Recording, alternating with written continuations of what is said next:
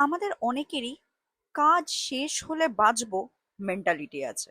The habit of পোস্টপনিং happiness, ওই যে ছোটবেলা থেকে আমাদের মাথায় ঢুকিয়ে দেওয়া হয়েছে, একটু কষ্ট করে নে, একটু বড় হলে তো মজাই মজা, ঘুরতে যাবি, খেলবি, যা ইচ্ছা তাই করতে পারবি, এখন একটু কষ্ট করে নে। আর এই জিনিসটা আমাদের মাথায় এমন ভাবে গেঁথে গেছে যে আজও অবধি আমরা সাইলেন্টলি এটাই ফলো করে যাচ্ছি লাইফে। কিছু খুব পছন্দের কিনতে ইচ্ছা করলে, না থাক, এখন কিনবো না, এই প্রমোশনটা হলে কিনবো। কোনো জায়গায় ঘুরতে যেতে ইচ্ছা করছে, একটা ব্রেকের খুব দরকার, হাতে ছুটি আছে, কিন্তু এতগুলো ছুটি এক্ষুনি নষ্ট করব? পুজোর ছুটিতে নয় ঘুরতে যাব। আর এই ডিলেটা করতে করতেই একটা একটা করে দিন চলে যায়, বছর কাভার হয়ে যায়, ওই পছন্দের জিনিসটাও আর কেনা হয় না। আর ওই ট্রিপটা যেটা এত বছর ধরে ভেবে আসছি, সেটাও আর হয়ে ওঠে না।